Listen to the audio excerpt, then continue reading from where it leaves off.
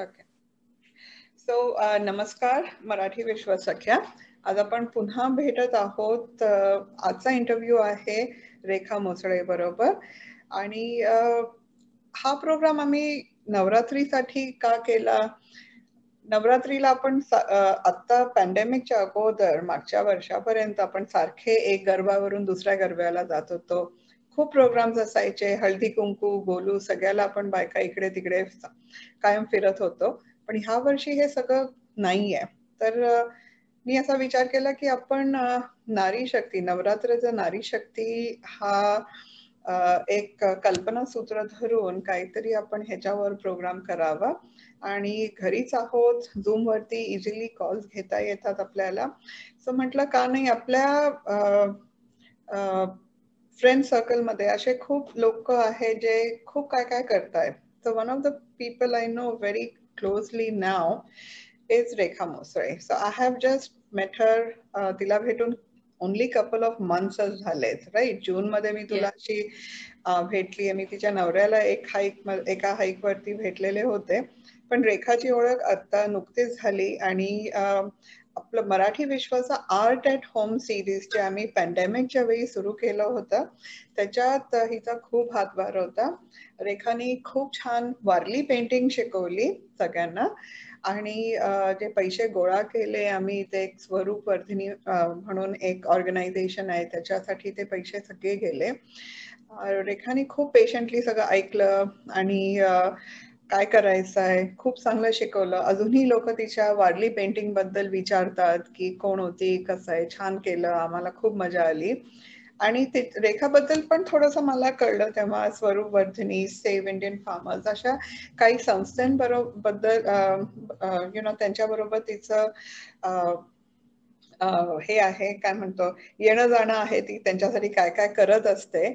तर जेव्हा मी हे अनाऊन्स केलं होतं की आम्हाला नारी शक्तीसाठी काही तुमचे फॅमिली मेंबर्स असतील, रिलेटिव्ह असतील, त्यांच्याबद्दल कोणाला काय बोलायचं असेल तर तुम्ही बोलू शकता. तर रेखानी हात वर केला होता की तिला तिच्या आत्याबद्दल बोलायचं होतं. तर मी सगळ्यात पहिले रेखाला वेलकम म्हणते की thank you for opting and doing this. I know सगळे खूप बिझी आहेत. इवन तो पॅन्डेमिक आपण म्हणतोय, पण सगळ्यांचे 24 तास कुठे ना कुठेतरी लगेचच हरपलेले गेले आहेत आता सध्या तरी. पण रेखा, thank you very much. No, I really mean it from the bottom of my heart that you decided to show up, and then you're sharing the story of somebody who you're close to and who's affected you positively. आणि मला असं वाटतं हे inspiring story सगळ्यांना सांगायला पाहिजे. So welcome again. आणि आज तुला कोणाबद्दल बोलायचं होतं? So first of all, let me thank Anagha and Marathi Vishwa and MV Sakhya for giving me this opportunity to come and talk to everyone today. तर मला बोलायचं आहे ते माझ्या आत्याबद्दल. आणि जेव्हा तू अनाउन्स केलंस नारी शक्तीच्या कार्यक्रमाबद्दल, तेव्हा the first thing that popped in my head was my आत्या. आणि मी तिचा व्हिडिओ पण तुला पाठवला आणि like even you were impress. तर माझी लहानपणापासून I grow up in a joint family. त्यामुळे बाबा, त्यांचे 3 भाऊ आणि 2 आत्या, असं म्हणजे ती 6 भावंड आहे. So it was a very close निट फॅमिली. त्यामुळे जरी माझी आत्या असली तर इट्स नॉट लाईक अ फार रिलेटिव्ह ऑर समबडी. आणि शी वॉज माय, म्हणजे अगदी माझी आत्या. म्हणजे घरात मला तिला सगळे माझी रेखाची आत्या असं म्हणायचे लहान असल्यापासूनच. ती शी वॉज लाईक माझी आत्या. आणि तिचं actually it's a very interesting story that she has. आणि नारी शक्ती म्हटल्यानंतर that is the first role model that I comes to my mind. तर पुष्पाताई नडे माझी आत्या, ती आत्ता सध्या पुण्यात असते आणि ती स्वरूप वर्धिनी या संस्थेसाठी काम करते. गेली 30 वर्ष झाली ऑलमोस्ट. तर तिच्याबद्दल सांगायचं म्हणजे तिचं लग्न खूप लवकर झालं. म्हणजे जुनी मॅट्रिक पास झाल्यानंतर जसं पूर्वीच्या काळात नॉर्मली होतं की मॅट्रिक झाली, मुलगी, लग्न झालं, तसं लग्न होऊन ती गेली मुंबईला आणि आम्ही पुण्यात राहायचो. तर तिला जेव्हा तिला लहान म्हणजे खूप लहान मुलांची आवड होती, खूप म्हणजे खूपच. आणि I guess it's very motherly for everyone to have that मुलांची आवड असणं वगैरे. पण 10 वर्षाच्या संसारात she didn't have any child. आणि she was in a very abusive marriage, verbally, physically, emotionally. And when it became obvious that not having a child is not her fault, medically, then it became even worse, because then it's even a, yes. So she decided to walk out of that marriage. So she came back to Pune after walking out of that marriage. And she started working on her own. We are in a joint family, so everyone really just supporting her. She started initially working, पण तिला कामामध्ये interest नाही आला. म्हणजे नोकरी करावी आणि पैसे कमवावे अशा माइंडसेटची ती कधीच नव्हती. त्यानंतर तिने पुण्यामध्ये एक संस्था आहे, तिथे ती जॉईन झाली. That's okay. That's okay. Stop. Yes. तर पुण्यामध्ये एक संस्था आहे बालाग्राम, तिथे ती जॉईन झाली. तर बालाग्राम संस्था ही अशी होती की जिथे अनाथ मुलं असतात आणि तिथे तुम्ही आई म्हणून जॉईन होता. Okay. So that is where she joined. तर तिला तिचं एक घर होतं, त्या घरामध्ये 12 मुलं होती जी तिला मम्मा म्हणायची. अरे बापरे. आणि मुलांची तिला खूप म्हणजे खूपच आवड होती. त्यामुळे तिला anything that with kids, that is what she wanted to do. Balagram मध्ये ती 6 वर्ष आई म्हणून होती, सगळ्या छोट्या मुलांची, 12 मुलांची आई म्हणून तिथे तिने काम केलं. तिथे तिचा परिचय नाना जोशींनी यांच्या बरोबर झाला. नाना जोशींनी तिला स्वरूप वर्धिनीची ओळख करून दिली. This is I am talking about late 80s. तर स्वरूप वर्धिनी ही संस्था तेव्हा 10 वर्ष झाली होती सुरू होऊन. केशवभाऊ पटवर्धन हे संस्थेचे संस्थापक होते. तर त्यांनी सुरू केली होती. आणि इनिशियली संस्था जास्ती करून शाखा कार्यक्रम, youth development, integrated development of youth and children ह्याच्यामध्ये काम करत होती. तर जेव्हा आत्या जॉईन झाली स्वरूप वर्धिनीमध्ये, तेव्हा त्यांची नुकतीच बिल्डिंग कन्स्ट्रक्ट झाली होती पुण्याजवळच्या एका खूप मोठ्या झोपडपट्टीमध्ये. म्हणजे सगळं आजूबाजूला स्लम एरिया आणि मध्ये फक्त स्वरूप वर्धिनीची बिल्डिंग अशी उभी आहे. ओके. चिखलामध्ये कमळ असल्यासारखी ती अशी लिटरली बिल्डिंग आहे. सो ती जेव्हा तिथे जॉईन झाली तेव्हा सरांनी तिला विचारलं की तुम्ही काय करणार आमच्यासाठी काम करणार. तर तिचा बालवाडीचा कोर्स झालेला होता तेव्हा, ती जेव्हा बालाग्राम मध्ये होती तेव्हा. तर ती म्हणाली मला मुलांबरोबर काम करायला आवडतं. आणि तिला मुळातच लहानपणा म्हणजे लहान मुलांची खूपच आवड असल्यामुळे ती म्हणाली मला मुलांबरोबर काम करायचं. मी बालवाडीचं परिशिक्षण केलेलं आहे टीचरचं, तर मी मुलांची बालवाडी करते. तर सर म्हणाले करा तुम्ही बालवाडी सुरू. तर म्हणजे कुठे आहेत मुलं. तर त्यांनी तिला झोपडपट्टीकडे बोर्ड दाखवलं की ही समोर झोपडपट्टी आहे, तुम्ही जा आणि शोधा मुलं. सो तेव्हापासूनचा तिचा प्रवास आहे. तर तिने लिटरली झोपडपट्टीतनं मुलं गोळा करून त्यांच्या आई वडिलांबरोबर परिचय करून, की त्यांचा आधी विश्वास संपादन करून त्या मुलांना वर्धिनीच्या बिल्डिंग मध्ये आणून लिटरली त्यांना आंघोळ घालण्यापासून, स्वच्छ करण्यापासून मग शाळेत बसवायचं, एवढी तिने तयारी करून त्या मुलांची बालवाडी सुरू केली. ओके. ओके. त्या बालवाडीमधनं जी मुलं शिकली ती आता graduate, post graduate, doctors, lawyers अशी झालेली मुलं आहेत. आणि आत्याचं काम तेव्हापासून जे सुरू झालं ते बालवाडीचं ते जिने काम सुरू केलं. त्याच्यानंतर त्या ज्या आया यायच्या सगळ्या बालवाडीच्या मुलांच्या, त्या आयांसाठी तिने शिवण वर्ग म्हणा, आधी शिवण वर्गापासून सुरुवात झाली, त्याच्यानंतर फॅशन डिझायनिंग, त्याच्यानंतर nursing course, nursing assistant course तो सगळा सुरू केला. आता ती विमेन्स डिव्हिजन आणि मुलांच्या डिव्हिजनची प्रिन्सिपल आहे, कारण की she is the one who started all this programs in Swaroop Vardhini. त्यामुळे तिचं काम त्याच्यानंतर इतकं अप्रिशिएट होत गेलं. तिला पुणे मराठी ग्रंथालयाकडनं पहिला पुरस्कार मिळाला, तो मातृस्मृती पुरस्कार होता. आणि I still remember that day की I was literally in tears की she was not able to have her own children when she loved kids so much. And because she had been working in the kids area in त्यांच्या सगळ्या development मध्ये, for her to get मातृस्मृती पुरस्कार, it was a very touching thing for me personally. आणि त्याच्यानंतर तिला सावित्रीबाई फुले पुरस्कार मिळालेला आहे, बाया कर्वे पुरस्कार तिला मिळालेला आहे, शक्ती मंचाचा तिला पुरस्कार मिळालेला आहे. आता रिसेंटली पुणे युनिव्हर्सिटीने तिचा गौरव केला. So she has been awarded like for her work multiple times. पण तू जर तिला कधी भेटशील किंवा कधीही कोणी तिला भेटेल तर you would never see that in her की. आणि अजूनही तिला आजही जरी बघितलं तरी तिची काम करण्याची जिद्द तेवढीच आहे. तिची वर्धिनीसाठी ची तळमळ की माझी बालवाडी, माझी मुलं, माझ्या मुली, तिच्या नर्सिंगच्या क्लासमधनं आतापर्यंत जवळपास 3,000 मुली तिने शिकून आपल्या पायावर उभ्या राहिलेल्या आहेत. आणि ही सगळी जी मुलं आणि मुली जी म्हणतेय मी, these are first time college graduates from their family. त्याच्यामुळे it is a big impact. आणि तिचं लहान मुलांमध्ये आणि स्त्रियांमध्ये काम करण्याचं हेच होतं महत्वाचं की एक स्त्री शिकल्यानंतर अख्खं घर शिकू शकतं.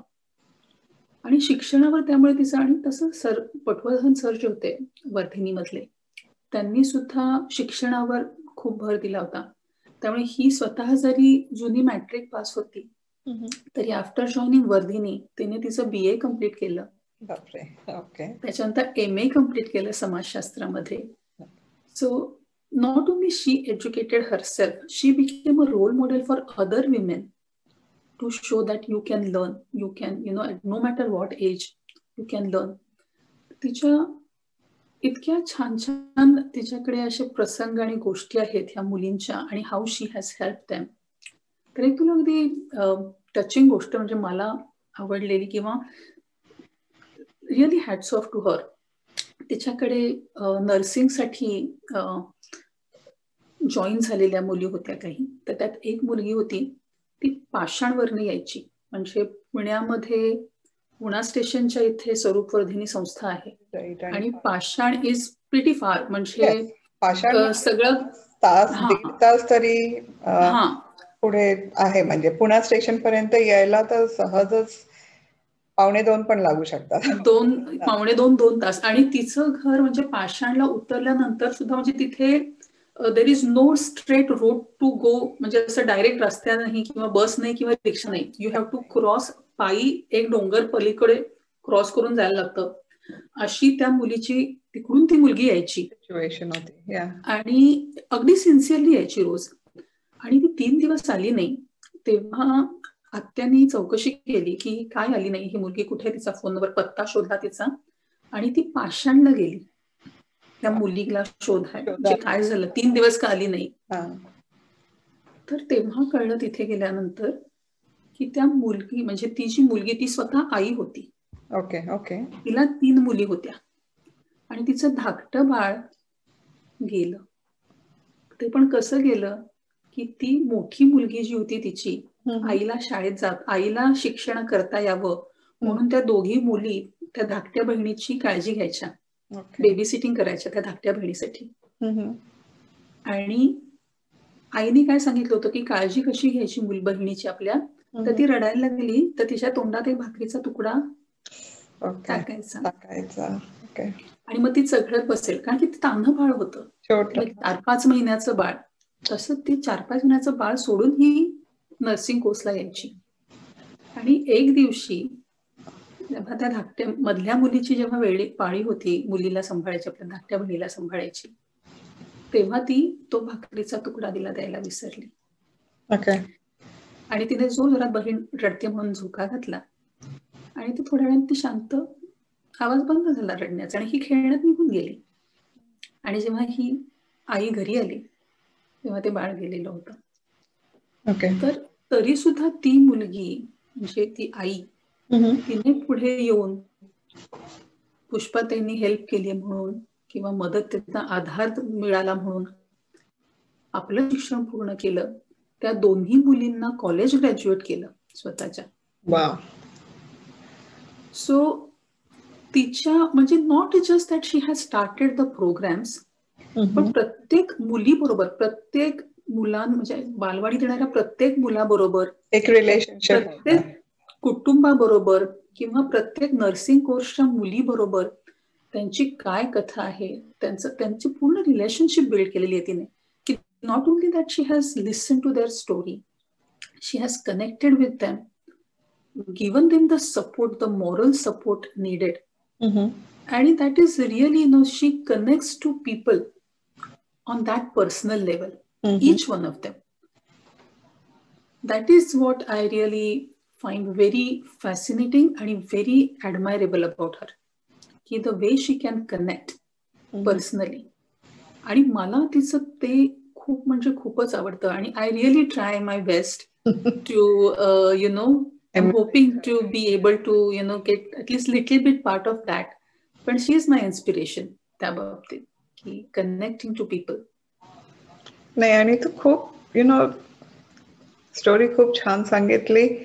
I mean, education is important for anybody, right? Man or woman, anybody. It doesn't matter who it is. Everybody should have equal opportunity.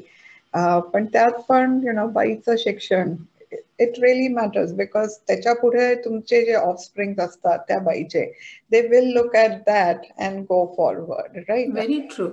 So Very true. नाहीतर मग आणि जरा ते रिस्पेक्ट ही वाटतो ह्यांचा. आता very small, I think this is like a very small example I'm giving. I just finished my master's. I mean, didn't really need to do it, but ते बघून मुलांनी पण, त्याला मी कधीपासून म्हणत होते कर, पण त्यांनी बघितलं आणि या वर्षी त्यांनी पण मास्टर्स सुरू केली. की नॉट दॅट नाही केलं असतं त्यांनी, पण ही सॉ दॅट की ठीक आहे, आई अभ्यास करतीये आणि कुठे जात नाहीये, वीकेंडला अभ्यास करायला लागायचा, होमवर्क करायला लागायचा, पण काहीतरी it rubs off on your children. So पण अगेन फॉर युअर आत्या to do it when she herself did not have any child, आणि to have that strength to walk out of the house also, your family's support, I mean that was also there, right? की सगळ्यांनी सांभाळून ही घेतलं आणि त्यामुळेही तिला हे पुढेही करता आलं. म्हणजे so this is kind of in your family only, I feel की प्रवृत्ती आहेच मदत करायची, because lot of people don't think like that. Rekha म्हणजे she could have gone in a different, she could have followed a different path in her life, but to choose it could have, and that is what really is the strength of her character. That's what I feel. Her story could have turned in so many different ways. Yeah. आणि if not, आणि आपण बघतो अशा, म्हणजे there are so many cases or stories you would hear where it has turned a different way. Right. आणि for her to show that strength in a character, and not that she was she must have gone through a hell. And considering the times at that म्हणजे 1980चा काळ, आणि पुण्या मुंबईकडची middle class, आणि we come from like 6 भावंड, जसं मी म्हटलं तसंच, like she is one of the 6 brothers and sisters, आणि सगळे हे हंबल बॅकग्राऊंड मधनं आले आहेत, म्हणजे घरची परिस्थिती बेताचीच होती. त्याच्यामुळे बट दॅट की करायचं आणि आनंदी राहून सगळ्यांसाठी करायचं, हे आमच्या आजी आजोबांपासून, म्हणजे आजी भाऊ आमचे आहेत त्यांच्यापासूनच आलेलं आहे ते, आणि हे 6 भावंडांमध्ये आलेलं आहे. पण for her to go to this extent where she has now committed her life, ती वर्धिनीतच राहते. ती तिचं म्हणजे वर्धिनीची बिल्डिंग आणि तिचं घर लिटरली शेजारी आहे. She stays there for last 30 years she stays there. तिचं घर म्हणजे ज्या नर्सिंगच्या मुली आहेत की ज्यांना पुण्यात दूर राहतात आणि जाता येत नाहीये, त्या तिच्या घरात येऊन उतरतात. ती त्यांच्यासाठी जेवण वगैरे करते, मुलींना अभ्यास करायला मदत करते. कोणाला घरी जर अनदर स्टोरी वॉज देअर की जिथे त्या मुलीला तिचा नर्सिंगचा कोर्स कम्प्लीट करायचा होता, पण घरात तिच्या 2 भावांच्या बायका होत्या, म्हणजे तिच्या भाऊजया वहिनी 2 जणी, आणि त्या 2 वहिनींना ते आवडायचं नाही की ही नणंद आहे ह्यांची, ती काय अभ्यास करते आणि घरकामात काही मदत करत नाही. She basically wanted her to just be dedicated to धुणं भांडी कर, आमची साफसफाई कर घराची.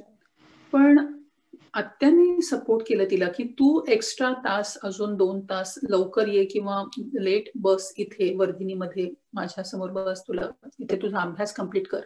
So she gave not only see it's not just you make things happen, like तुम्ही करिक्युलम तयार करताय आणि तुम्ही कोर्स तयार करताय आणि okay now you people come and register and you do your course and you go your way. It's not that. What she has done is like प्रत्येक व्यक्तीचं की तुमची काय डिफिकल्टी आहे, तुमच्या लाईफमध्ये काय डिफिकल्टी आहे, आणि somehow I think because she had been through so many things herself, she could connect to people and understand people in that level. And people also felt comfortable sharing it with her, कारण की not everyone will come outright. म्हणजे तुम्ही शाळेच्या principal किंवा कॉलेजच्या प्रिन्सिपलशी जाऊन तुम्ही सगळ्या ह्या गोष्टी बोलणार नाही otherwise. But she never had that demeanour की मी कोणीतरी वरिष्ठ अधिकारी आहे इथली आणि मी हे सगळं चालवते आणि शी वॉज ऑलवेज. आणि अजूनही ती इतकी अप्रोचेबल आहे की त्या एरियामध्ये, म्हणजे आता पुष्पाताई नडे हे नाव इतकं तिथे त्या एरियामध्ये इतकं सगळीकडे माहितीचं आहे, ओळखीचं आहे की म्हणजे लोक लिटरली असं पुष्पाताई एका म्हणजे अगदी जी म्हणजे ओवाळून टाकायला तयार असतात लिटरली. म्हणजे तुला आता सांगते, आता कोविडच्या काळामध्ये शी हॅड कोविड. ओके.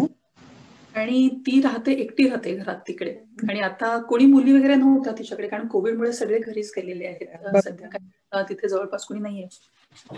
तर तिला ऍडमिट करायचं हॉस्पिटलमध्ये, आणि आता पुण्यामध्ये कसं की कोविड झाल्यानंतर they are not letting any family members come visit, you cannot गो. आणि ती रेड झोन एरिया की जिथे पूर्ण लॉकडाऊन हाय होतं अशा एरियामध्ये तिला हॉस्पिटलमध्ये, तर तिला हॉस्पिटलमध्ये ठेवायचं, तिला ताजा डबा घरी हॉस्पिटलमध्ये पोचवायचा, सगळी जबाबदारी सगळ्या वर्धिनीच्या कार्यकर्त्यांनी उचलली होती. म्हणजे not a single person from home could go there, right, but she was so well taken care of. आणि मी जेव्हा ते कार्यकर्त्यांशी बोलले नंतर तिथल्या, तर ते म्हणाले की पुष्पाताई आमच्या आईसारख्या आहेत, म्हणजे आम्ही काहीही केलं त्यांच्यासाठी तरी ते कमीच आहे. That was the attitude of people, which is very humbling, I think. की कारण शेवटी कसं ना, what I think is it's not how much money you have earned, but it is what you have earned as a human being. आणि she has earned so much respect and इतकं माणसं तिने इतकी गोळा केली आहेत ह्या तिच्या काय एकूण तिच्या जीवनक्रमामध्ये की it is really admiring. Very nice story, and I'm glad you talked about her because it's a very inspiring story. की स्वतःचं आयुष्य तुम्ही बाजूला ठेवून दुसऱ्यांसाठी जगताय, म्हणजे you have to be really very special for that. आणि आपण सगळे आपल्या स्वतःसाठी करतो, आपल्या भाऊ बहिणींसाठी करतो, आई वडिलांसाठी करतो, पण कम्प्लीट स्ट्रेंजर्स साठी हे सगळं करणं, you really have to be very special. So thank you again. अजून तुला काय ऍड करायचंय त्याला? What do your what do her brothers and sisters think about it? पूर्वी म्हणजे इट यूज टू बी, म्हणजे आता आजोबा काय किंवा बाबा काय किंवा काका काय, दे वर देअर त्यांच्या सर्कलमध्ये they each had their big social circles. Right. आणि तिची ओळख आधी असायची की ओ ही अशोकची बहीण का, ही सुभाषची बहीण का, किंवा ओ ही ह्यांची मुलगी बरं का, असं म्हणजे आजोबांना वगैरे पण असतं की ओ ह्यांची मुलगी बरं का. आणि आता सगळे घरातले like they feel very proud की ओ आम्ही पुष्पाताईंचे like to be associated with her. आता तशी सगळ्यांची ओळख होते लोकांबरोबर, कारण because she is so well known नाव. आणि तिचं काम जे आहे, आणि she has been a full time social worker, completely dedicated to Vardhini for so many years. And she was my inspiration to join Vardhini's work. Okay. And she has been inspiration to my other cousins who have also joined, or doing some work for Vardhini. So I think, when there is a one person, म्हणजे घरामधनं जेव्हा एक अशी व्यक्ती असते तेव्हा it definitely rubs of. तू मगाशी म्हणालीस तसं की घरामध्ये when you are doing something it rubs off on yourself, on people around you. Yes. So I think that kind of has rubbed on to others, and she's an amazing inspiration to everyone. तर तू so मला थोडंसं organisation बद्दल परत एकदा, just for all the listeners also. So Swaroop Vardhini, you said the office is near Pune station, right? Yes, मंगळवार. Okay. आणि मंगळवार त्यांचं ऑफिस. Okay okay. आणि त्यांचे काय काय म्हणजे काय कार्यक्रम, what is the main focus, आणि पुण्यातच करतात, अजून कुठे त्यांच्या ब्रांचेस आहेत का इन महाराष्ट्र? तर आता त्यांच्या ब्रांचेस ज्या आहेत त्या सातारा, अहमदनगर अशा ठिकाणी पण चालतात, पण मूळ मोठं काम जे आहे ते पुण्यात आहे. तर स्वरूप वर्धिनी ही संस्था आफ्टर स्कूल, म्हणजे इट्स नॉट अ स्कूल, पण आफ्टर स्कूल जे काही सर्वांगीण विकासाचं काम असतं त्याच्यात त्यांचं खूप मोठं शेअर आहे. So what they do is they run स्वरूपवर्धिनीचा अर्थ असा आहे की स्व म्हणजे self, Roopvardhini is like development, like an full development, not just education. तर ते offer physical development, intellectual development आणि एज्युकेशन. किंवा जे आर्थिक दृष्ट्या जे लोक आहेत त्या मुलांना, they not that they don't have the intelligence और the IQ, they just don't have the ability आणि correct guidance on how to go ahead. So Swaroop Vardhini संस्था ही केशवभाऊ पटवर्धनांनी त्याच्यासाठी सुरू केली होती की ब्रिंगिंग अप दीज किड्स, आणि जी चुणचुणीत मुलं आहेत, हुशार मुलं आहेत, हू आर केपेबल, तर त्यांना त्या अपॉर्च्युनिटीज आणि त्या सगळं प्रोव्हाइड करायचं, गायडन्स अँड अपॉर्च्युनिटी आणि environment basically, so that they can come forward. तर गेली 40 वर्ष स्वरूप वर्धिनी काम करते आहे. सो दे हॅव शाखा for youth development. They also do career guidance counseling, where they have म्हणजे स्पर्धा परीक्षा केंद्र जे म्हणतात, तर स्पर्धा परीक्षा केंद्र चालवतात.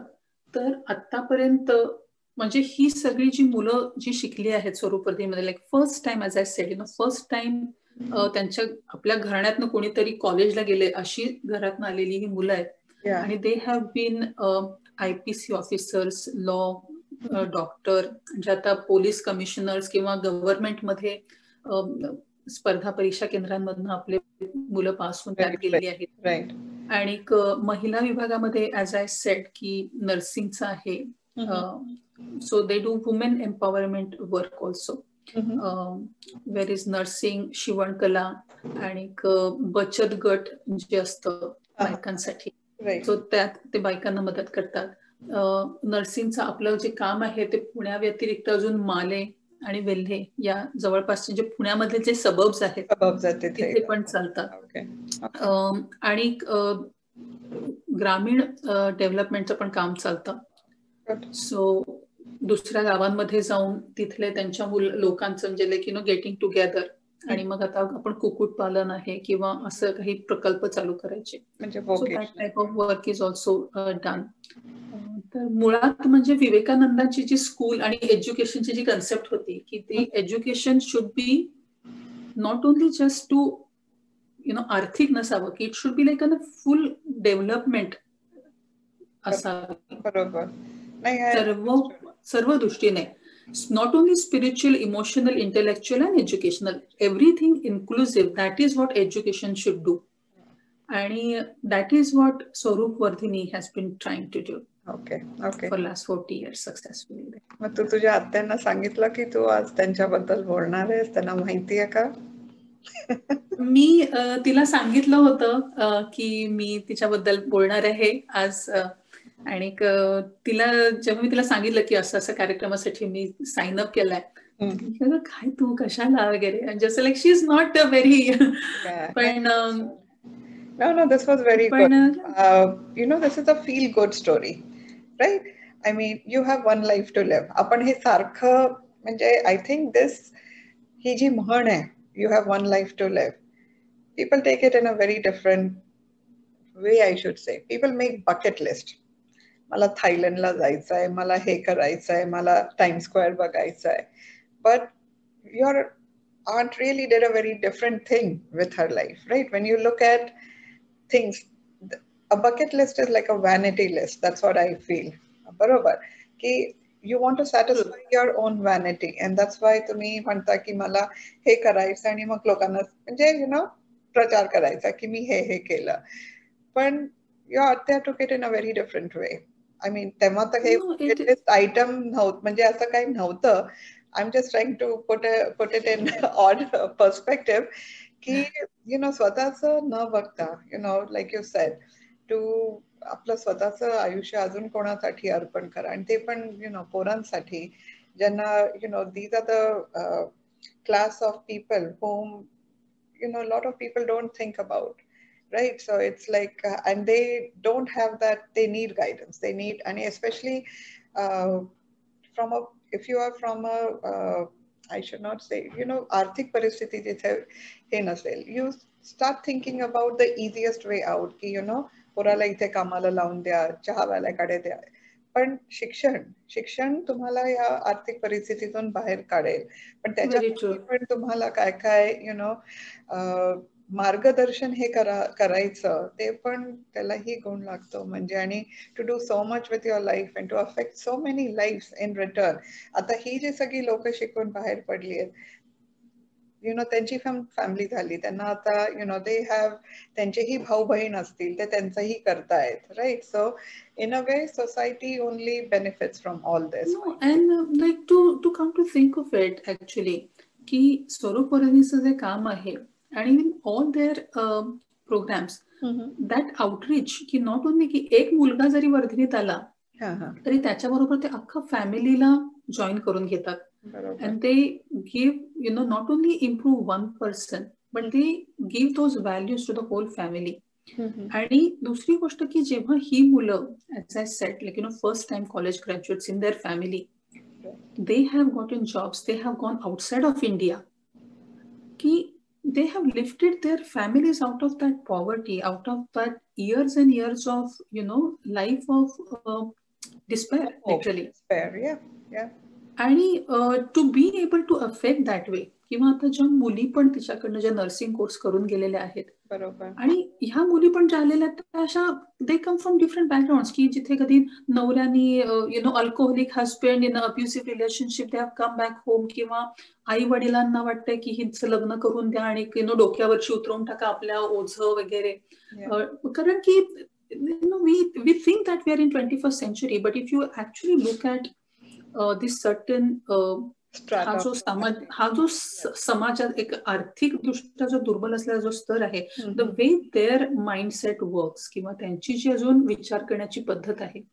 So when a females like girl child from this background, त्या जेव्हा येतात आणि शिकतात, like what a big impact that makes on the society as a whole. Right. So that I think is a very big way to contribute to the society. आणि तिने ते खूपच, आणि अजूनही करते. She is like in her 70s now. Wow. Okay. And she is still working, still going strong. आणि नाही, आणि मी तुलाही बघितलंय, तू खूप जिद्दीने आणि खूप you are very dedicated to this. आणि तू पण जेव्हा मला पहिले स्वरूप वर्धिनीचं सांगितलं आणि मला तू व्हिडिओज पाठवले होते, बिकॉज आपलं तेव्हा बोलणं चालू होतं की आर्ट ॲट होम करतोय, पण the money won't go to the artist. We want the money to go to to a charity, a non-profit, but not to the artist. And what can we do? And this worked out really good. तुझं ते वारलीमुळे लोकांनाही आनंद मिळाला, या चॅरिटीलाही पैसे मिळाले. आणि मी परवा स्नेहल वदेशी पण बोलत होते, तर त्या पण सांगत होत्या की हो रेखाचा मी महाराष्ट्र फाउंडेशननी पण असं मॅच केलं. Yes, Maharashtra Foundation also supported the nursing program last year. Wow, sorry, this year 2020चं ग्रांट त्यांनी आपल्याला दिली होती. No, so see, and finally काय होतं, it is a satisfaction, right? I mean, people will go and do things which will give them satisfaction. But this is, to think not about your own satisfaction, but about everybody else. So, मी खरंच रेखा, मलाही डोळ्यात पाणी आलं तुझं हे सगळं ऐकून. So tell your Atya that next time I'm in Pune, I'll definitely go and meet her. Oh, please. खूप छान सांगितलं. आणि if you're watching this video, you need more information about how you can help, you can contact Rekha Musare. तुम्ही आमच्याकडून तिचं email घेऊ शकता. आणि ऑफकोर्स तिने स्वरूप वर्धिनी बद्दल पण आज खूप सांगितलेलं आहे. So I'm encouraging you to share the video also, so that this organization can get a little bit more support, hopefully. All right. So thank you so much. Good night. Thank you, Rekha. That was a very lovely story. I'm really touched, and I'm very happy to volunteer केलं तुझ्या आत्याबद्दल बोलायला. आणि I wish you all the best, and wish your Atya all the best. I hope she lives for a really long time. Okay. Thank you so much. Thank you. And thanks for this opportunity, for welcome. Calling me here. Thank you. Welcome. Thank you. Good night. Good night. Okay.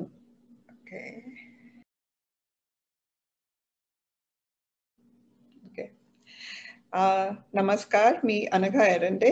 Marathi Vishwa सख्या नवरात्री 2020 साठी आम्ही decide केलं की ह्या वर्षी आपल्याला गरब्याला जाता येत नाहीये. काही खूप आपल्या दरवर्षी आपल्याला ज्या गोष्टींची सवय झालेली आहे इकडे न्यू जर्सीमध्ये, we cannot do it. So असा विचार केला की 9 दिवस आपण अशा बायकांना आपल्याकडे मराठी विश्व सख्याच्या मंचावर बोलू की ज्यांनी काहीतरी केलंय, काहीतरी there is something new about them और something we don't know about them, त्याची ओळख करून देऊ, किंवा बायकांसाठी त्यांना अजून माहिती मिळायसाठी काही प्रोग्राम करू. तर आपली आजची गेस्ट आहे माझी मैत्रीण मधुवंती भट. मधु आणि माझी ओळख नेमकं आय थिंक 3 वर्षापूर्वी झाली असेल, 2017 मध्ये. त्याआधी मी तिला अजिबात ओळखत नव्हते, मला तिच्याबद्दल काही माहिती नव्हतं. एका नाटकासाठी डॉक्टर मीना नेहरूरकरांचं एक नाटक होतं, त्यांनी जे 2017ला BMM अधिवेशनासाठी तयार केलेलं होतं, तमाशातील तमाशा. तिथे माझी मधुशी भेट झाली. So Madhu, thank you for coming to Marathi Vishwa Sakhya programme. आणि मला माहितीये मी तुला खूप वेळा इन्व्हाइट केलंय, आपलं कधीच जमलं नव्हतं. आणि आय एम व्हेरी हॅपी की आज व्हर्च्युअली म्हणा आपलं झालं, आपली भेट ह्या पंचावरती झाली. तर तुम्ही विचाराल की मधुवंतीलाच का बोलवलं, आणि मी आता तिला मधु म्हणणार आहे, मधुवंती नाही म्हणणार. तर मधु सारख्या न्यूजर्सी मध्ये खूप थिएटर प्रेमी ऍक्ट्रेसेस आय शुड से आहेत. आपल्या ओळखीच्यातल्या तर खूप आहेत, पण मधुबद्दल स्पेशल मला असं वाटलं की मागच्या वर्षी तिचे 50 प्रयोग स्टेजवरती झाले, आणि ते खूप कौतुकास्पद आहे. Because you have a husband, you have a daughter, you have a full time job, आणि नाटकाची प्रॅक्टिस करा, तालमीला जा आणि सगळं करा. हे तुला कसं जमतं, आणि ते पण तू 50 केले. तर हे कधी तू कधी हे सुरुवात केली ह्याची, म्हणजे नाटकाच्या जगात न्यूजर्सी मध्ये तू कधी आलीस? सुरुवातीला मला अनघा, तुझे आणि मराठी विश्व MB सख्या सगळ्यांचे मी आभार मानते की आज मला इथे तुम्ही गप्पा मारायला बोलवलं. तर तू म्हणालीस की मी 50च्या वर प्रयोग केलेत, पण खरं सांगायचं तर अनघा, यात माझं खूप कौतुक असं नाहीये. मला असं वाटतं की मला चांगल्या चांगल्या संधी मिळाल्या आणि त्याचा मी फायदा घेऊ शकले. कसं असतं खूप वेळा की तुम्हाला एखादा प्रोजेक्ट मिळतं, एखादा रोल मिळतो, पण कधी तुम्हाला तुमची अवेलेबिलिटी नसते किंवा प्रॅक्टिसची जागा खूप दूर असू शकते. पण समहाऊ या सगळ्या गोष्टी माझ्यासाठी जुळून आल्या, खूप छान संधी मिळत गेल्या, आणि घरनं खूप मला सपोर्ट मिळाला. माझ्या नवऱ्याचा, माझ्या मुलीचा खूप सपोर्ट होता या सगळ्या गोष्टीसाठी. आणि माझी मुलगी साधारणपणे 8-9 वर्षाची झाल्यानंतर तू सुरुवात केली. नंतर मी हे नाटकात त्यामुळे मला वाटतंय की मी हे करू शकले, असं मला वाटतंय. सुरुवात मला असं वाटतं माझी अशी झाली की मी आधी मराठी विश्व कमिटीवर होते. मी कमिटीवर 3 वर्ष काम केलंय आणि मी मराठी शाळा पण चालवत होते. आणि एकदा आय थिंक मीनाताईंनी कुठल्या तरी प्रोग्राम मध्ये मला कम्पेअरिंग करताना बघितलं आणि मग त्यांनी मला त्यांचं हिट टाउनचा गणेशोत्सव म्हणून नाटक होतं, तर त्याच्यातली ते ऑलरेडी त्यांचं बसलेलं नाटक होतं, पण त्यातली एक कलाकार एका प्रयोगाला येऊ शकत नव्हती, म्हणून त्यांनी मला विचारलं आणि तेव्हापासून जी सुरुवात झाली आहे ती मी थांबलेच नाही असं मला वाटते. मी एका पाठोपाठ एक नाटक करत आले. Very good, very good. पण मला हे माहित नव्हतं तू कमिटीमध्ये आहे. आता तू सांगितल्यावर मी ऍक्च्युली मराठी विश्वचं वृत्त त्याचे संपादन करायचंय. Very nice. बिकॉज मला ते आठवतं, ते पहिले आम्हाला पेपर कॉपी घरी यायची आणि नंतर ईमेल फॉर्मॅट सुरू झाल्यावरती आय थिंक मला असं आठवतंय की खूप कमी दिवस ते आलं, किंवा वर्षभर किंवा काहीतरी 2 वर्ष, आणि त्याच्यानंतर ते बंदच पडलं. पण when it use to come खूप बरं वाटायचं ते वाचायला. छान. Correct correct correct. आणि एक वेगळाच आनंद असतो. बरोबर, हातात पुस्तक घेणं किंवा प्रत्यक्षात काही असणं, आणि not a digital format. Yes, it makes a lot of difference. आणि पहिलं नाटक म्हणजे तुझं मीनाताईंचंच होतं. बरोबर केलं. आणि मग मी थिएट्रिक्स बरोबर डबल गेम नावाचं नाटक केलं होतं. मकरंद भावेंनी डिरेक्ट केलं होतं आणि ते एक मोठं प्रोजेक्ट होतं, खूप मोठा रोल होता. आणि मला असं वाटतं की तिथं माझं असं नाटकाचं खरं प्रशिक्षण झालं म्हणायला हरकत नाही. कारण मी शाळा कॉलेजात मी शाळेत असताना नाट्य वाचन, कथाकथन, वक्तृत्व स्पर्धा वगैरे केल्या होत्या, पण फार नाटकात असं काही काम केलं नव्हतं. मी कॉलेजात गेल्यावर पुरुषोत्तम करंडक, फिरोदिया करंडक मध्ये भाग घेतला, पण असं कुठल्याही व्यावसायिक किंवा हौशी कुठल्याही संस्थेशी मी निगडीत नव्हते. सो हौसच होती, म्हणजे छंद होता, हौस होती असं. पण इथे येऊन मग मला वाटतं डबल गेमच्या वेळेला ती खरं शिक्षण मिळालं. म्हणजे अगदी प्रत्येक वाक्य तुम्ही कसं बोलता, तुमची बॉडी लँग्वेज आणि हे सगळ्याचं मग हळूहळू शिक्षण सुरू झालं. आणि मग मला असं वाटतं मी प्रत्येक दिग्दर्शकांकडनं शिकत गेले आणि आवड होती त्यामुळे मग ते करत राहिले. असं झालं, ते पॅशन निर्माण झालं. नाही, आणि तेच होतं की पहिले you are kind of like an intern. आपण कसं आपल्या कॉलेजला जातात, you are an intern, slowly you pick up things. Yes yes. Okay. तर मला असं वाटतं की या सगळ्याची खरी सुरुवात झाली ती म्हणजे खूप लहानपणापासून आमच्या घरात खूप असं कलेला पोषक असं वातावरण होतं. माझे आई वडील दोघांनाही शास्त्रीय संगीताची आवड होती. माझी आई शास्त्रीय संगीत शिकलेली होती आणि घरात खूप अशा संगीताच्या मैफली व्हायच्या आणि म्हणजे कुठलीही स्पर्धा असली की दोघांनाही खूप आनंद असायचा आणि खूप प्रोत्साहन मिळायचं. म्हणजे आता आपल्याला माहितीये की आपली मुलं खूप एक्स्ट्रा करिक्युलर ऍक्टिव्हिटीज करतात, आपण त्यांना प्रोत्साहन देतो, पण त्या काळी एवढं मला वाटत नाही होतं असं. पण माझ्या आई वडिलांना खूप हौस होती. म्हणजे मला अजून आठवते, माझी शाळा खूप लांब होती आणि स्पर्धा कुठेतरी लांब असायची, तर आई 2 बस करून, सायकल कधी कधी कधी चालत असं करत करत यायची ती स्पर्धेला बघायला. आणि ती अशी प्रेक्षकात असायची आणि अतिशय प्रसन्न चेहरा करून बसायची. तर मला असं वाटतं की तिची मनातली भीती असायची ती तिचा चेहरा बघितला कीच निघून जायची मला. तर तिच्याकडनं मला एक ती छान इन्स्पिरेशन मिळायचं. आणि तू हे पण म्हण, एकदा आय थिंक आय रिमेंबर तू फेसबुकवर पण पोस्ट केलं होतं की तुझे वडील रायटर आहेत, राईट? हो हो, येस. मला वडिलांबद्दलही खूप सांगायला आवडेल. त्यांना खूप संगीताची आवड होती आणि पुस्तकांची आवड होती आणि त्यांचा खूप म्हणजे पुस्तकांचा आणि रेकॉर्डचा खूप मोठं कलेक्शन होतं आणि त्यांचं म्हणजे त्या सगळ्या गोष्टीवर अगदी मुलासारखं प्रेम होतं. म्हणजे मुलासारखं त्यांनी त्या सगळ्या गोष्टींना जपलेलं आहे. मला अजून आठवते, आम्ही रेकॉर्ड वगैरे वाजवली जेव्हा आम्ही मोठे झालो, आम्हालाही आवड निर्माण झाली, वाजवली की त्यांचं सांगणं असायचं की ती वाजवून झाली की परत ती कव्हर मध्ये नीट ठेवून द्या, बाहेर धूळ खात पडलेली त्यांना ती आवडायची नाही. तर आम्ही जेव्हा लहान होतो, माझा जन्म झाला तेव्हा ते नागपूरला होते, त्यामुळे नवीन घर, 2 छोटी मुलं, नोकरी, या सगळ्यातनं फार वेळ मिळायचा नाही. आणि साठवणूक पण, म्हणजे तुम्ही छंदासाठी किती खर्च करणार, तर त्यातनं सुद्धा ते पैसे साठवून पुस्तकं विकत घ्यायचे, रेकॉर्ड्स विकत घ्यायचे आणि असं करत करत त्यांनी स्वतःची एक पुस्तकाची लायब्ररी केली होती.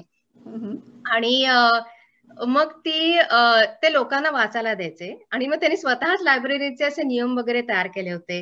आणि त्या काळी कुठे असं प्रिंटर वगैरे नव्हता, तर स्वतः कार्ड तयार केले होते, बुकमार्क तयार केले होते आणि ते लोकांना वाचायला द्यायचे. आणि त्याचे नियम खूप असे विनोदी लिहिले होते त्यांनी, म्हणजे ते वाचले की तुम्हाला हसूच यायचं. तर मला 1-2च आठवत आहे. तर त्यातला एक नियम असा होता की पुस्तक आपलं आहे असं समजून वापरा आणि दुसऱ्याच आहे असं समजून हे लक्षात ठेवून परत करा. आणि पुस्तकाच्या शेवटी एक त्यांनी नियम लिहिला, म्हणजे नियम असं नाही की असं लिहिलं होतं की ही सगळी लायब्ररी विनामूल्य आहे, तुम्ही जेवढी पुस्तकं वाचायची तेवढी वाचा, आणि झाल्यावर जर तुमची इच्छा असली तर एक पुस्तक आमच्या लायब्ररीला भेट द्या. असं मला खूप अजूनही लोकांना ती आठवण आहे आणि ते सांगतात की तुझ्या वडिलांना एवढी आवड होती म्हणून. ओके. आणि मग त्यानंतर त्यांनी सुरुवात केली लिहायलाही सुरुवात केली. आणि ऍक्च्युली त्यांनी ना एक संगीत ऐकण्याची कला असं पुस्तक लिहिलं. आम्ही ते अजून प्रकाशित नाही केलेलं. ओके. शास्त्रीय संगीतावर आधारित मराठी आणि हिंदी सिनेमातली गाणी असं ते पुस्तक आहे. तर सुरुवातीला प्रत्येक रागाचं थोडीशी माहिती, आरोह अवरोह आणि सगळी माहिती, आणि मग त्या रागावर आधारित ही सगळी गाणी. मग त्या गाणी कोणी म्हटलंय, संगीतकार, गायक, ऍक्टर्स वगैरे असं ती माहिती होती. तर का ते जेणेकरून सगळ्यांना शास्त्रीय संगीताची आवड निर्माण व्हावी हा त्याच्या मागचा. ओके. आणि खूप अभ्यास होता. म्हणजे कंपाईल केलंय असं सगळं. कंपाईल केलं होतं. हो.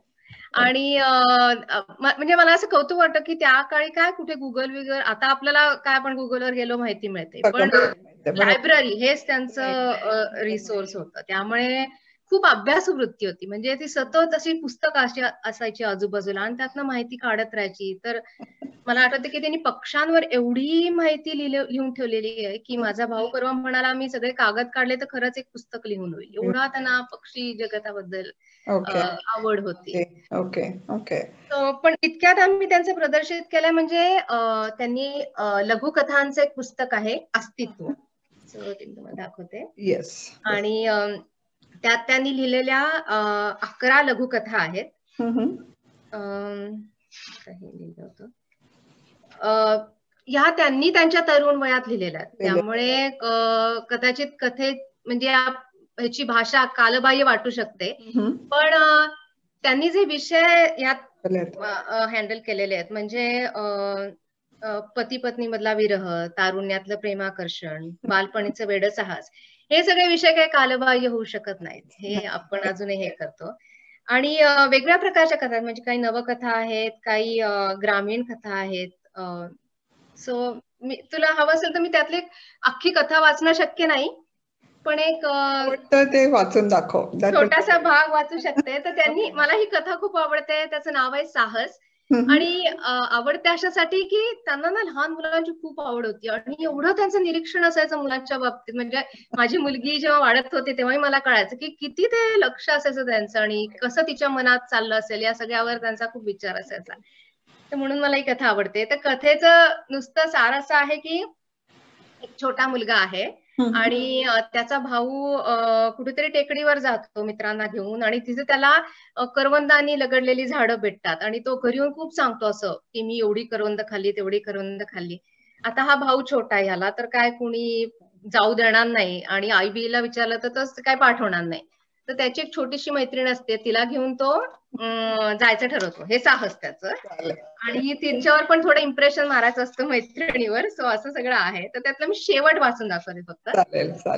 तोपर्यंत ते टेकडीवर पोहोचलेले असतात दोघं पण, कसे बसे करत वगैरे. आणि मग उजव्या बाजूला काही अंतरावर एक करवंदाची जाळी होती. अमितला एकदम पुरण चढलं. एक आरोळी ठोकून तो त्या करवंदाच्या जाळीकडे धावला. पुष्पीही त्याच्या मागोमाग धावायला लागली आणि दोघेही एकदम थबकले. करवंदांच्या जाळीत ठिकठिकाणी लालसर हिरव्या करवंदांचे घोस लटकलेले लांबून दिसत होते.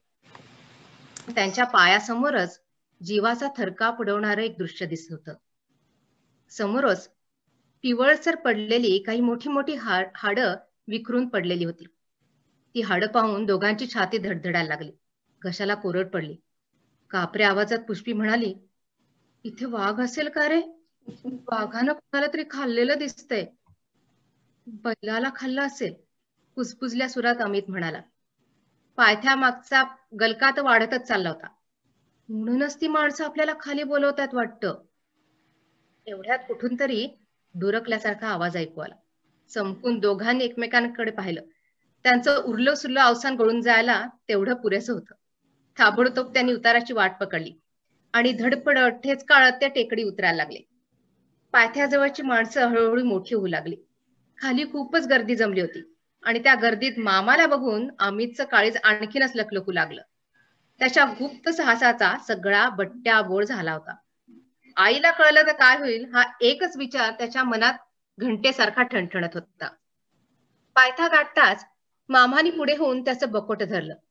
काय रे गाढवा, त्या वेताळाच्या डोंगरावर जायला कुणी सांगितलं तुला, आणि तेही या लेकाच्या पोरीला घेऊन? अहो काका, वरती काय गंमत झाली माहितीये का? अहो त्या करवंदीच्या जाळीत ना केवढा मोठा वाघ बसला होता आणि आम्हाला बघून केवढ्या मोठ्याने डरकाळी सोडली त्यांनी. हो का, छान झालं. चला आता, दोघांच्या आया वाट पाहतात काठ्या घेऊन. त्या एकूण परिस्थितीचं गांभीर्य पुष्पीच्या बालबुद्धीला समजलं नाही. क्षणभर तिने मामाकडे प्रश्नार्थक मुद्रेने पाहिलं, पण लगेचच तिची टकळीच पुन्हा सुरू झाली. टेकडीवर त्यांनी काय काय गंमत केली याचं रसभरीत वर्णन तिने सुरू केलं. अमित मात्र एवढ्या लोकांसमोर शोभा झाल्यामुळे अगदी खजील झाला होता. मामाने पुष्पीचा हात धरला आणि तो घराच्या दिशेने निघाला. त्याच्या हाताला लोंबकाळत आणि दर 2 पावलांनी एका पायावर उडी मारत पुष्पी त्याच्या बरोबर चालायला लागली. चेहऱ्यावर आश्चर्याच्या वेगवेगळ्या छटा दाखवीत आणि मोठे डोळे आणखीनच मोठे करीत तिचं साहस वर्णन चालूच राहिलं. अमित मात्र हातात काठी घेऊन रागीट मुद्रेने उभ्या असलेल्या आपल्या आईची मूर्ती आपल्या डोळ्यासमोर त्याला दिसत होती आणि तो त्या दोघांच्या मागून कसा बसा ढकलत घराकडे चालायला लागला. नाही, आणि तू जेव्हा वाचून दाखवते ते अजून बरं वाटतं ऐकायला. You should go into audio books or something. नाही खरंच, म्हणजे पण किती पुस्तकं लिहिली म्हणजे त्याच्यानंतर तुम्हाला? हे आम्ही आता एकच प्रकाशित केलेलं आहे, पण अजून त्यांचं ते पक्षांवर आणि संगीतावरचं पण प्रकाशित करण्याचा आमचा विचार आहे.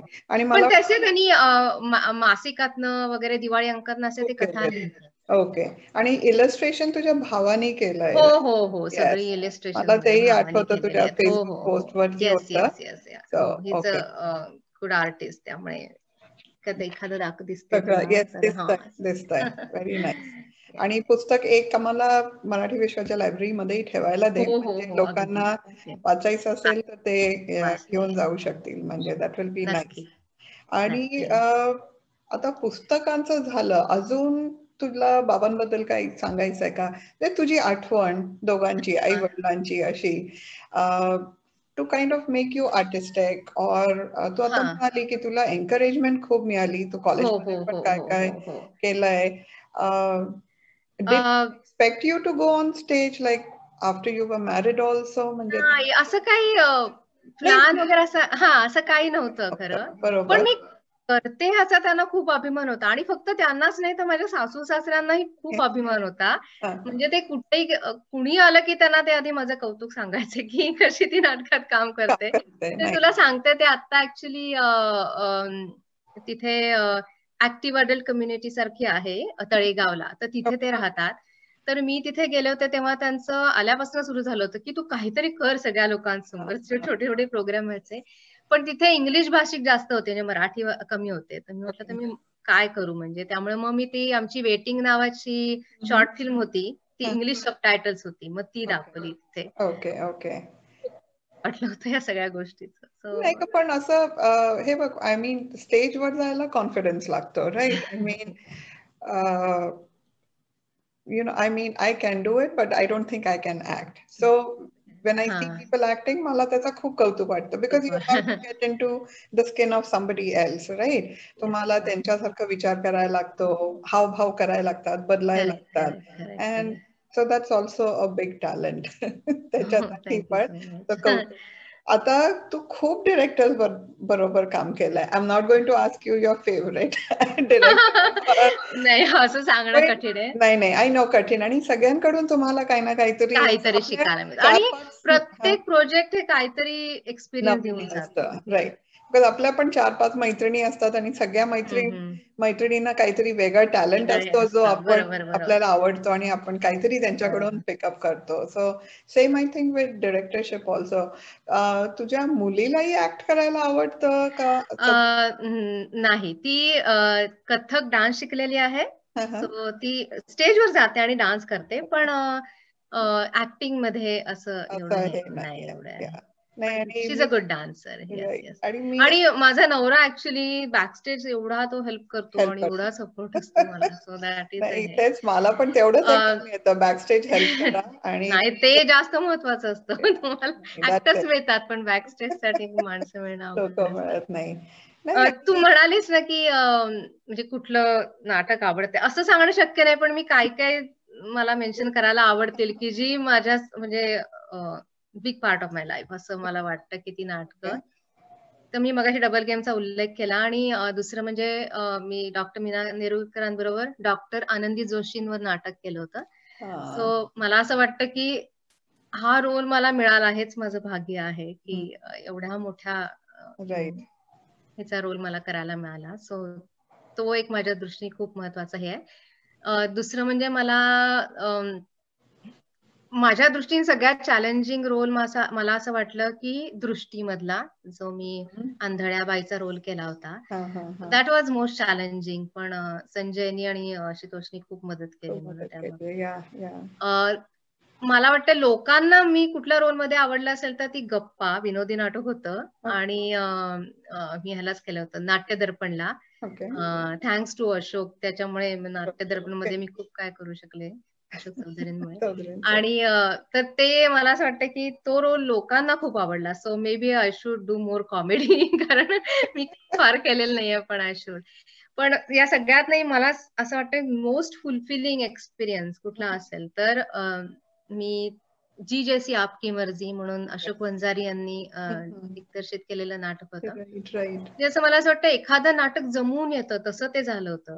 ते बायकांचंच होतं राईट, बिकॉज मी तो मिस केला होता. येस, आता पण 7 बायका होत्या आणि अतिशय सुंदर दिग्दर्शन. आणि त्या नाटकाला एकतर 1.25 तासाचं नाटक आहे, काही मध्यंतर वगैरे नाहीये, पण त्या एकदा आम्ही स्टेजवर गेलो की त्या आम्ही 7 जणी आम्ही स्वतःला विसरून वेगवेगळ्या रोल मध्ये शिरतो आणि तो जो एक अतिशय सुंदर एक्सपिरियन्स असतो. म्हणजे असं मला वाटतं प्रत्येक प्रयोग हा एवढा छान फुलफिलिंग एक्सपिरियन्स. नाही खरंच म्हणजे काय कधी कधी नाटकाच्या माध्यमातून तुम्ही एक तर सोशल इनजस्टिस दाखवू शकता, लोकांचे डोळे उघडू शकता, अंधश्रद्धा असते, like there are so many. It's not only about romance, right. तुम्ही म्हणजे त्या माध्यमातून खूप काय करू शकता. आणि आता आपलं परत डिस्कशन मीनाताईंवरती जातं, म्हणजे मी त्यांनाही बघते हाऊ इन्व्हॉल्व्ड शी गेट्स. आणि I look at all of you also. तुम्ही जे थिएटरवर स्टेजवर काम करत असतात तेही बघताना असं मी बघते, पण मलाही त्याचं दिसतं, तुमची सगळ्यांची डेव्हलपमेंट पण अशी दिसते. तर तुला कुठला रोल असा होता की you develop? I think you are going to say Drishti again. पण नाही, पण सगळे चॅलेंजिंग. आता मी मध्ये 4 वॉल्स म्हणून केला होता. It was a challenging play. खूप डिफरंट कॉन्सेप्ट होती. म्हणजे ते अशा प्रकारचं हे हँडल करणंच, म्हणजे मला कौतुक वाटतं मनोजचं पण की अशा प्रकारचा विषय त्यांनी हँडल केला. आणि सो ते पण चॅलेंजिंग होतं की कसं, खूप आमचं डिस्कशन व्हायचं की कसं प्रेझेंट करायचं. सो आय थिंक प्रत्येक नाटकातनंच काहीतरी असतं. आणि मग तू आता रिसेंटली प्रोड्यूस पण केलं एक नाटक, राईट? मी ऍक्च्युली दृष्टी मी प्रोड्यूस केलं होतं, पण आता मी डिरेक्ट केलं होतं. सो मागच्या वर्षी ब्लॅकमेल म्हणून. तर तो एक छानच एक्सपिरियन्स होता. म्हणजे काहीतरी नवीन करायचा प्रयत्न केला असं मला वाटतं. मला माहित नाही आता किती success. Different hat, right? Suddenly तुला कोणतरी डिरेक्ट करत होता, आता तुला त्यांना डिरेक्ट करायला लागलं. दॅट हार्ड का तुला ऍक्टर व्हायला बरं वाटतं का तुला डिरेक्टरचं? आता तो एक छानच एक्सपिरियन्स होता डिरेक्टरचा, कारण तुम्ही सगळ्याच अंगाने नाटकाचा विचार करायला लागता की कसं म्युझिक द्यायचंय, लाईट्स कसे द्यायचे, मला सेट कसा हवाय, आणि कलाकार म्हणजे तर कसे त्यांचं कॅरेक्टर्स डेव्हलप करायचे, सगळ्याच विचार करायला लागतो. आणि मला खूप आवडलं तो एक्सपिरियन्स, खूप आवडला. म्हणजे अजून पण अजूनही मला ऍक्ट करायला. You are a very good actress. आणि आय नो खूप लोकांचं त्याच्यात काही ना काहीतरी हात होता. पण आपल्याला हेही माहितीये की आपल्याला आई वडिलांची, आपण लाईक आपली अपब्रिंगिंग म्हणा, आई वडील जे सांगतात आपल्याला त्याचाही आपल्यावरती खूप परिणाम झालेला असतो. आणि आपण एकदा बोलत होतो तेव्हा तू तेही म्हणाली होती की वडील मला खूप छान पत्र लिहायची. मी लग्न करून जेव्हा इकडे आले होते तुला पत्रात पण ते खूप काय काय ऍडवाइस करायचे. So I am coming back again to your father only. नाही, मला का ते बोलायचंच होतं. तर ते नेहमी म्हणायचे ना, ते ना कधीच त्यांनी फारसं टेक्नॉलॉजी शिकून नाही घेतली. म्हणजे आम्ही त्यांना किती म्हणायचो की बाबा तुम्हाला स्मार्टफोन देते, ते करा सगळं व्हॉट्सअप, पण ते नाही म्हणायचे. तर त्यांचं म्हणणं होतं की पत्र आहे कसं, आपला कागद असतो, आपला पेन असतं, आपण लिहितो, त्यामुळे ते पत्र हे आपला स्पर्श घेऊन जात. त्यामुळे ते जास्त आपुलकीची भावना असते पत्रांमध्ये. व्हेरी नाईस की आपला स्पर्श घेऊन जातो. मला ते आणि ते ना मला अशी अगदी 4-4, 5-5 पानी पत्र लिहायचे जेव्हा मी इथे आले होते तर. आणि मी ती सगळी जपून ठेवली आहेत. आज तू मला बोलायचं म्हणून मी ती पत्र काढली. तुला जे वाचायचंय ते वाचून माय आईज, कारण ते सगळं परत आठवण आली. तर मी एक वाचून दाखवते अशासाठी की आता हे पत्र त्यांनी जवळजवळ 16-17 वर्षापूर्वी लिहिलेलं आहे. तेव्हा माझे विचार काहीतरी वेगळे असू शकतील. तर त्यांनी श्रद्धा, म्हणजे माणसाला श्रद्धा कशी महत्वाची ह्याच्यावर त्यांनी लिहिलेलं आहे. ते मी तुला थोडंसं वाचून दाखवते. तर त्यांनी लिहिलंय की तणाव आणि क्रोध यापासून मुक्त होण्यासाठी सगळ्यात चांगलं साधन म्हणजे श्रद्धा. तर ते म्हणाले की धार्मिक अवडंबर आणि त्याचे कडक नियम हे काय मला मान्य नाहीये, पण अधिक खोल विचार केल्यावर आणि थोडंफार वाचन केल्यावर श्रद्धेचे फायदे माझ्या लक्षात यायला लागले. श्रद्धेमुळे आपल्याला स्थिरचित्र व्हायला खूप मदत होते. आणि अशा श्रद्धेसाठी मूर्ती, फोटो, पूजा, भक्ती ही सगळी साधन आहेत. तू म्हणशील की कर्मकांड आणि धार्मिक रूढी या अनावश्यक आहेत आणि देवाची वस्ती मनुष्याच्या अंतरंगात आहे असं एकदा मान्य केलं की मूर्तीपूजा वगैरेची काय आवश्यकता आहे. खरं म्हणजे या प्रश्नाचं उत्तर व्यवस्थित इतपत माझाही अभ्यास पुरेसा नाही आणि माझाही कधी कधी गोंधळ उडतो. पण तुझ्या लक्षात येईल की दृश्य प्रतीकाशिवाय परमात्म्याची उपासना करण्या इतपत आपल्या चित्ताची एकाग्रता झालेली नाहीये. म्हणूनच या साधनांची आवश्यकता. जसं आपल्याला एखाद्या दूरच्या ठिकाणी जायचं असेल तर आपण आपल्या कारमधून जातो. मग त्यासाठी त्या कारची आपल्याला खूप काळजी घ्यावी लागते. तिला तेल पाणी करावं लागतं आणि बसल्यापासून त्या स्थानापर्यंत पोहोचेपर्यंत ती कार हेच आपलं विश्व बनतं. पण त्या कारमध्ये बसणं हे आपलं साध्य नसतं. काही वेळा तसा आपल्याला आभास होतो, पण ते शेवटी साधनच असतं. साध्य असतं ते गंतव्यस्थान. म्हणूनच देवधर्म, पूजा अर्चा हे साधन आहेत. साध्य आहे ते परमात्म्याशी एकरूपता. आणि मग त्यांनी गोष्ट लिहिलेली आहे, सांगितली होती. तुला ती पुजाऱ्याची गोष्ट माहित असेल तरी सांगतो. एक पुजारी एकदा विष्णूला प्रसन्न करून वर मिळवण्यासाठी विष्णूची प्रतिमा आणून भक्तिभावाने खूप वर्ष पूजा अर्चा करतो. पण विष्णू काही प्रसन्न होत नाही. शेवटी वैतागून ती प्रतिमा उचलून तो कोपऱ्यात फेकून देतो आणि मग शंकराची प्रतिमा आणून वर मिळवण्यासाठी त्याची भक्ती सुरू करतो. पण नैवेद्य दाखवताना त्याच्या मनात विष्णूच्या प्रतिमेबद्दल कण येऊ लागते. शेवटी तिकडे न बघता नैवेद्यातलाच एक तुकडा त्या कोपऱ्यात फेकून तो म्हणतो, घे तुला पण, उपाशी राहू नकोस. असं दररोज व्हायला लागतं. आणि काही दिवसांनी शंकराऐवजी विष्णूच प्रसन्न होतो. त्याला आश्चर्य वाटतं आणि तो विचारतो की मी इतकी वर्ष तुझी मनोभावे भक्ती केली तेव्हा प्रसन्न झाला नाहीस आणि आता शंकराची भक्ती सुरू केल्यावर असा कसा प्रसन्न झालास. तेव्हा विष्णूने उत्तर दिलं, माझ्या प्रतिमेला मीच समजून तू मनात काहीही स्वार्थ न ठेवता मी उपाशी राहू नये म्हणून मला जो तुकडा टाकलास त्यात तुझी श्रद्धा दिसली म्हणून मी प्रसन्न झालो. तर असं श्रद्धेचं महात्म्य. शेवटी मनातल्या श्रद्धेला खरं महत्व. कर्मकांड, धार्मिक रूढी हे सगळं थोतांड. असं नाही, व्हेरी नाईस. पण खूप विचार करून आणि तुला समजवण्यासाठी काही म्हणा पण म्हणजे छान लिहिलेलं आहे. हा, म्हणजे असं ते कधी असं त्यांनी सांगितलं नाही की मी सांगतोय म्हणून काहीतरी करा किंवा असं आहे म्हणून तुम्ही करा. आम्हाला प्रश्न विचारण्याची मुभा होती, आमचे जसे आमचे विचार होते तसं वागायची, पण ते अशा पद्धतीने सांगत राहायचे की हे कर. माझ्याकडे पण आई वडिलांचे असे खूप पत्र आहेत, मलाही ते आता साठवून ठेवायला पाहिजे. असे वेगवेगळ्या शू बॉक्सेस मध्ये पडलेले आहेत. खूप दिवस आता झालंय की आता वाचणं झालं नाहीये. आणि मलाही अजून आठवतं की ते पत्र आपल्याला ते ब्लू इंग्लंडचे पहिले मिळायचे, आलं ना खूप बरं वाटायचं मेल बॉक्स मध्ये.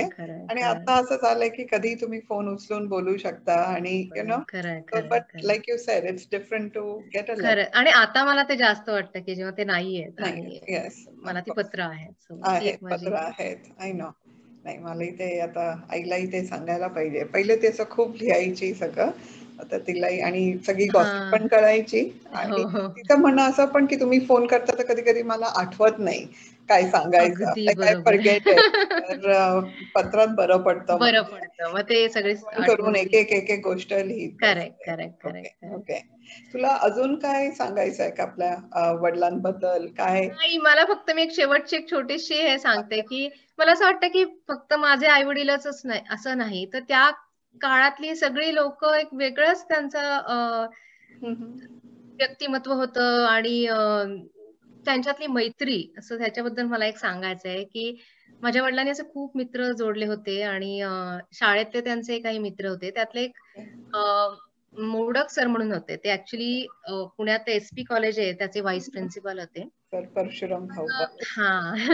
तर ऍक्च्युली माझ्या वडिलांना नंतर संधिवात झाल्यामुळे त्यांचं म्हणजे ते जास्त कुठे बाहेर पडू शकायचे नाही, तर ते मोडक सर तरी पण यायचे वडिलांकडे आणि ते असे बस बीस करून यायचे.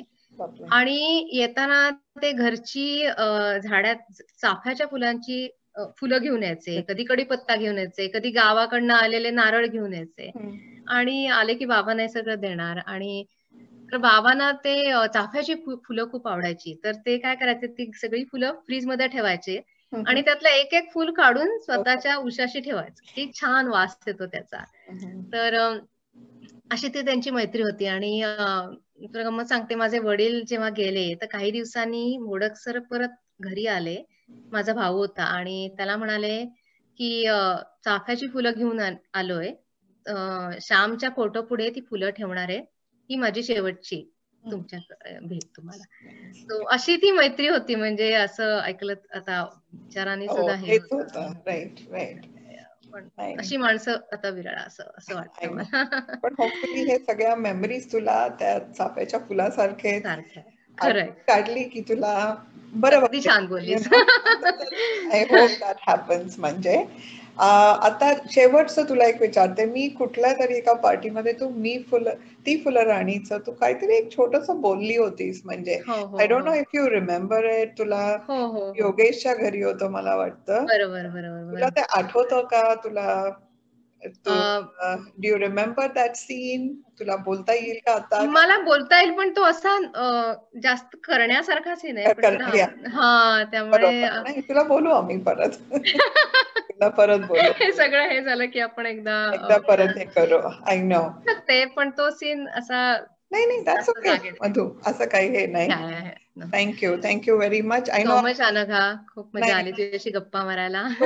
छोटीस हेच होतं, म्हणजे it was a very short interview, पण आठवण राहील असं होतं. आणि thank you for sharing something about your father, because मलाही आता असं वाटायला लागलंय की आपल्याला आपली आई वडिलांची आठवण असते, पण ती आठवणच असते. आपल्याला आपल्या मुलांना त्या गोष्टी काय काय माहित, आता तू कसं वाचून दाखवलं, ते प्रॉब्ली दे डोंट नो.